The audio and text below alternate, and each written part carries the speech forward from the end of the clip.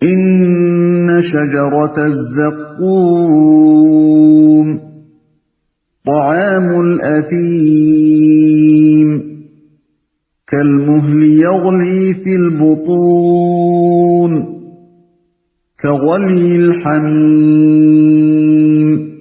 زقوم کا درخت گناہگار کا کھاجا ہوگا، تیل کی تلچھٹ جیسا، پیٹ میں اس طرح جوش کھائے گا جیسے کھولتا ہوا پانی جوش کھاتا ہے۔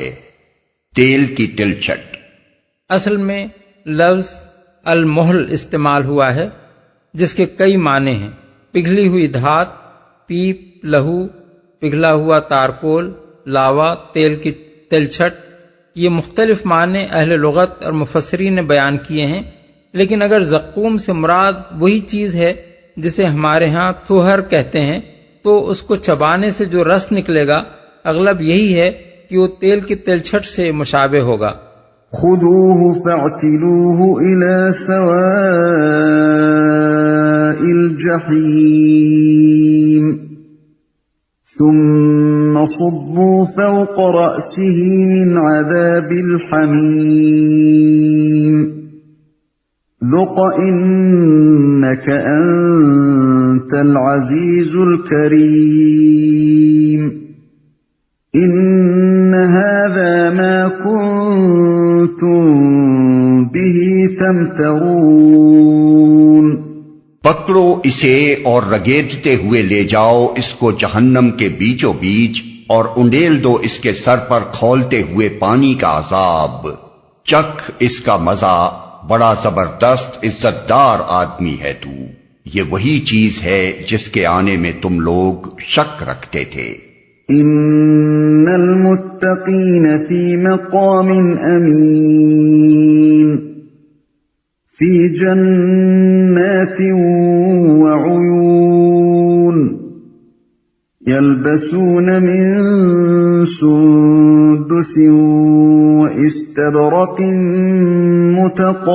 متقابلین كذلك وزوجناهم بحور عين يدعون فيها بكل فاكهة آمنين لا يذوقون فيها الموت إلا الموتة الأولى ووقاهم عذاب الجحيم فضلا من ربك ذلك هو الفوز العظیم۔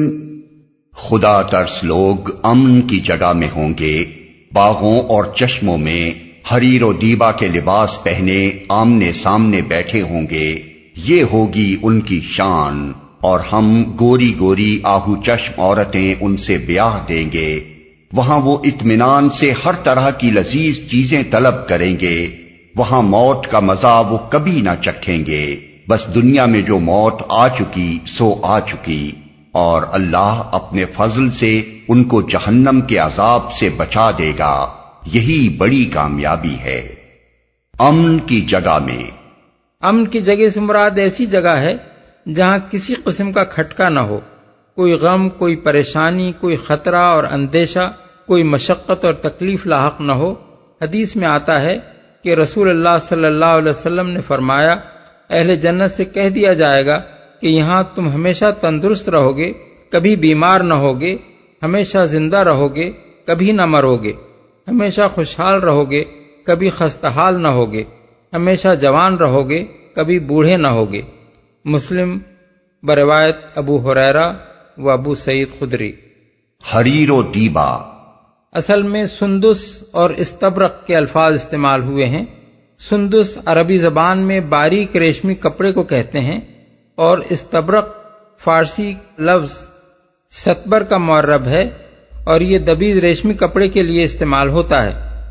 آہو چشم عورتیں اصل الفاظ ہیں حور عین۔ حور جمع ہے حورا کی، اور حورا عربی زبان میں گوری عورت کو کہتے ہیں، اور عین جمع ہے عینا کی، اور یہ لفظ بڑی بڑی آنکھوں والی عورت کے لیے بولا جاتا ہے۔ لذیذ چیزیں طلب کریں گے۔ اطمینان سے طلب کرنے کا مطلب یہ ہے کہ جو چیز جتنی چاہیں گے بے فکری کے ساتھ جنت کے خادموں کو اس کے لانے کا حکم دیں گے اور وہ حاضر کر دی جائے گی۔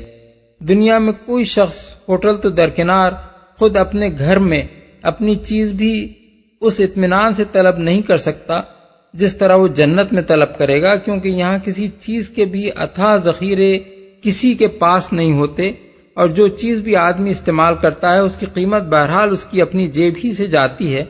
جنت میں مال اللہ کا ہوگا اور بندے کو اس کے استعمال کی کھلی اجازت ہوگی، نہ کسی چیز کے ذخیرے ختم ہو جانے کا خطرہ ہوگا، نہ بعد میں بل پیش ہونے کا کوئی سوال۔ جہنم کے عذاب سے بچا دے گا۔ اس آیت میں دو باتیں قابل توجہ ہیں۔ ایک یہ کہ جنت کی نعمتوں کا ذکر کرنے کے بعد جہنم سے بچائے جانے کا ذکر خاص طور پر الگ فرمایا گیا ہے، حالانکہ کسی شخص کا جنت میں پہنچ جانا آپ سے آپ اس امر کو مستلزم ہے کہ وہ جہنم میں جانے سے بچ گیا۔ اس کی وجہ یہ ہے کہ فرما برداری کے انعام کی قدر انسان کو پوری طرح اسی وقت محسوس ہو سکتی ہے جبکہ اس کے سامنے یہ بات بھی ہو کہ نافرمانی کرنے والے کہاں پہنچے ہیں اور وہ کس برے انجام سے بچ گیا ہے۔ دوسری قابل توجہ بات اس میں یہ ہے کہ اللہ تعالیٰ ان لوگوں کے جہنم سے بچنے اور جنت میں پہنچنے کو اپنے فضل کا نتیجہ قرار دے رہا ہے۔ اس سے انسان کو اس حقیقت پر متنبہ کرنا مقصود ہے کہ یہ کامیابی کسی شخص کو نصیب نہیں ہو سکتی جب تک اللہ کا فضل شامل حال نہ ہو۔ اگرچہ آدمی کو انعام اس کے اپنے حسن عمل ہی پر ملے گا، لیکن اول تو حسن عمل ہی کی توفیق آدمی کو اللہ کے فضل کے بغیر کیسے نصیب ہو سکتی ہے؟ پھر جو بہتر سے بہتر عمل بھی آدمی سے بن آ سکتا ہے وہ کبھی کامل و اکمل نہیں ہو سکتا جس کے متعلق دعوے سے یہ کہا جا سکے کہ اس میں نقص کا کوئی پہلو نہیں ہے۔ یہ اللہ ہی کا فضل ہے کہ وہ بندے کی کمزوریوں اور اس کے عمل کی خامیوں کو نظر انداز کر کے اس کی خدمات کو قبول فرما لے اور اسے انعام سے سرفراز فرمائے، ورنہ باریک بینی کے ساتھ حساب کرنے پر وہ اتر آئے تو کس کی یہ ہمت ہے کہ اپنی قوت بازو سے جنت جیت لینے کا دعویٰ کر سکے؟ یہی بات ہے جو حدیث میں رسول اللہ صلی اللہ علیہ وسلم سے منقول ہوئی ہے۔ آپ نے فرمایا، اے ملو وسددوا وقاربوا وَاعْلَمُوا أَنَّ أَحَدًا لَن يَدْخُلَهُ عَمَلُهُ الْجَنَّةَ، عمل کرو اور اپنی حد استطاعت تک زیادہ سے زیادہ ٹھیک کام کرنے کی کوشش کرو، مگر یہ جان لو کہ کسی شخص کو محض اس کا عمل ہی جنت میں نہ داخل کر دے گا۔ لوگوں نے عرض کیا، یا رسول اللہ، کہ آپ کا عمل بھی؟ فرمایا، ولا انا الا ان یتغمدنی اللہ برحمتہ، ہاں میں بھی محض اپنے عمل کے زور سے جنت میں نہ پہنچ جاؤں گا الا یہ کہ مجھے میرا رب اپنی رحمت سے ڈھانک لے۔ فَإِنَّمَا يَسَّرْنَاهُ بِلِسَانِكَ لَعَلَّهُمْ يَتَذَكَّرُونَ فَارْتَقِبْ إِنَّهُمْ مُرْتَقِبُونَ۔ اے نبی، ہم نے اس کتاب کو تمہاری زبان میں سہل بنا دیا ہے تاکہ یہ لوگ نصیحت حاصل کریں۔ اب تم بھی انتظار کرو، یہ بھی منتظر ہیں۔